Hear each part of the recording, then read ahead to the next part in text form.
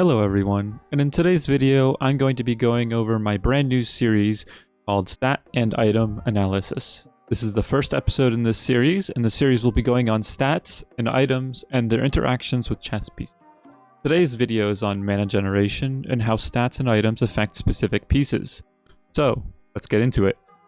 So first I want to talk about mana generation, and we understand that net damage generates mana.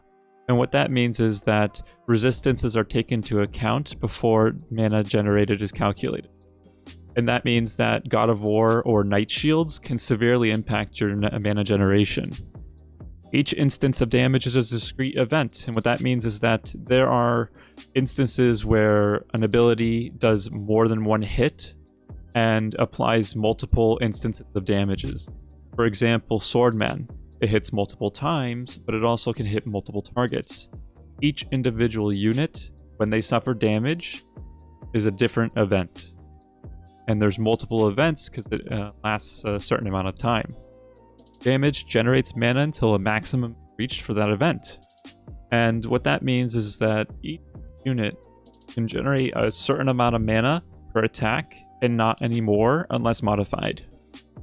The maximum amount of mana generated per attack is based on the class. That means mages and mechs generate different mana maximums, but all mechs generate the same amount unless one of them is a demon. The mana generated by a demon is double what that class can generate. So if you remember, Shadow Devil generated a lot of mana per attack, but this is only when the demon bonus is active. Items that increase mana generation on hit multiply the mana generated per attack by the summation of all mana generation modifiers. It stacks additively.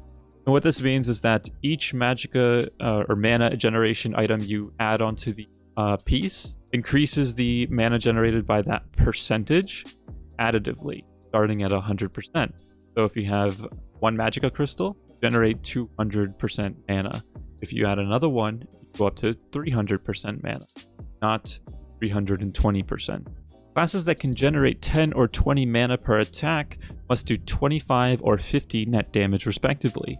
And what that means is that if you're doing less than 25 for classes that only generate 10 mana per attack, or 50 on classes that generate 20 mana per attack, must do that much damage to reach their maximum generated mana per attack. And so, why don't I list those classes for you?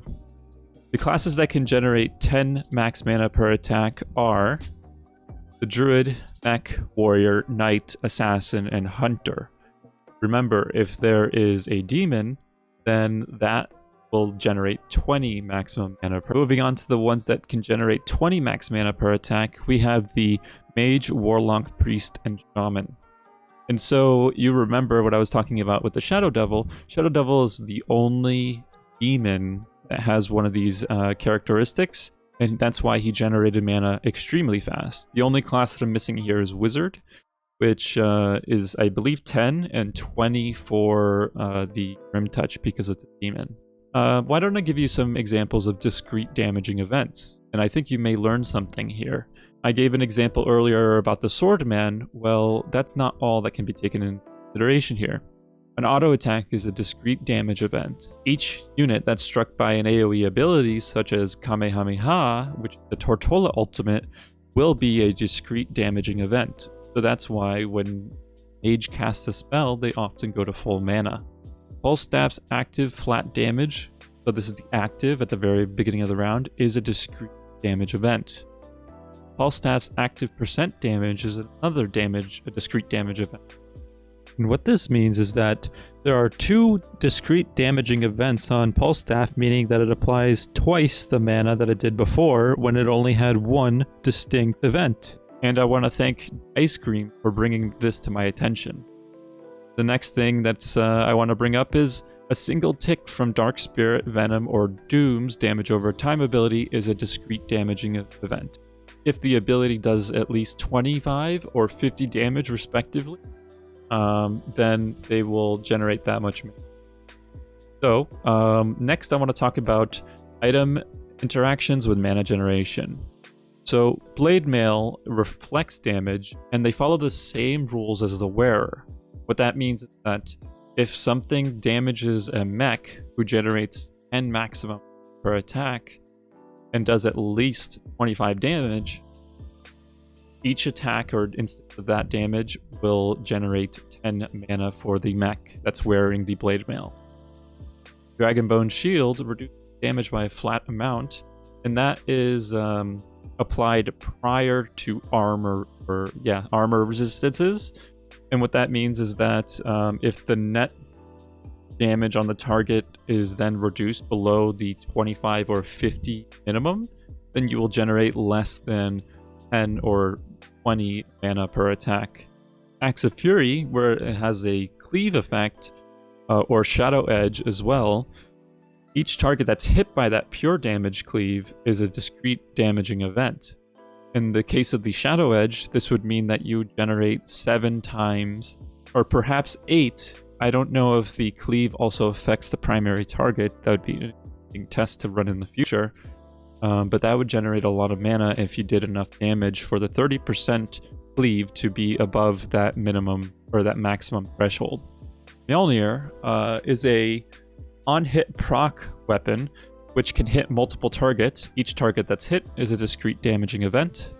Anti-Maga Cloak. That one has an absorption shield as well as the Jade Pipe, and damage that's absorbed by those shields do not generate mana for the attacker. Ability interactions with mana generation. This is something that some of you may know, but why don't we go over it? Source Awaken generates mana for allied pieces while alive. Shining Assassin's PA field. Discrete instances of damage are absorbed and no generated. That, as you know, there's no damage limit to Shining Assassin's field. It just absorbs instances of damage. Since those damages are just completely negated, no mana is generated on those. Abyssal Crawler Stealth. No mana is generated while stealthed. Stone Spirit. No mana is generated. Only Sadness. Fortune Teller does not reduce mana generated even if health does not reduce. That means if a target that has the Fortune Teller shield on gets reduced to 1 HP, any additional attacks to that target will still generate mana as if it had, I guess, 1,000,000 or unlimited health. So that's it for today's video. I wanted to make this a really concise video where I can disseminate a lot of interesting information that I found over some testing, giving you guys the details. You guys can do with it what you will. I hope you enjoyed the content. If you did, please like and subscribe. It really helps me out and definitely incentivizes more of these more often. Recognize that I do stream 4 days a week from Sunday to Wednesday from 11:30 a.m. to 4 p.m. Eastern. And so again, I want to thank you for watching. Have a good one.